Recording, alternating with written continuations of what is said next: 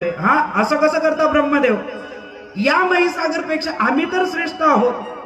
मग या महिसागर संगमाने स्वतःची श्रेष्ठता आपल्या मुखातून वर्णन केलेली आहे. त्याच्यामुळे याचं पूजन करू नका. ब्रह्मदेवाला सुद्धा राग आला आणि ब्रह्मदेवाने त्याच वेळेस या तीर्थाला शाप देऊन टाकला की भले तू या जगामध्ये सर्वात श्रेष्ठ तीर्थ असशील, पण जगात तू गुप्त तीर्थ नावाने राहशील, तुला कोणीही ओळखणार नाही. आणि ब्रह्मदेवाचा शाप त्या तीर्थाला लागल्यामुळे आज लोकांना हरिद्वार माहितीये, लोकांना प्रयाग माहितीये, लोकांना शुक्ताल माहितीये, लोकांना नैमिषारण्य माहितीये, पण अजूनपर्यंत ब्रह्मदेवाच्या शापामुळे महिसागर संगमाचा महिमा कुणाला माहिती. संगम कुठे पडतं तर त्याचा ठिकाण मी तुम्हाला पहिल्यांदा सांगतो.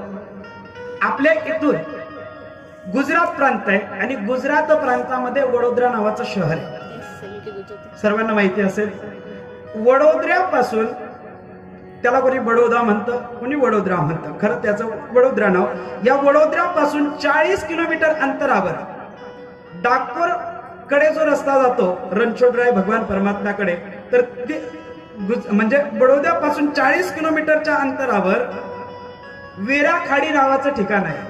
लक्षात ठेवा, कधी जर तिकडे गेला तर निश्चित स्वरूपामध्ये या संगम तीर्थावर एकदा तरी स्नान करण्याकरता जा.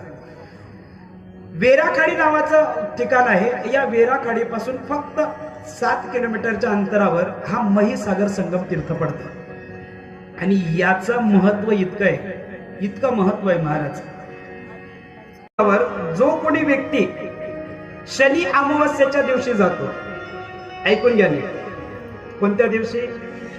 शनी अमावस्येच्या दिवशी ज्या व्यक्तीला या तीर्थावर स्नान करण्याचा लाभ प्राप्त होतो त्याला जगातील 64 करोड तीर्थांचं स्नान करण्याचं पुण्य प्राप्त होत असतं.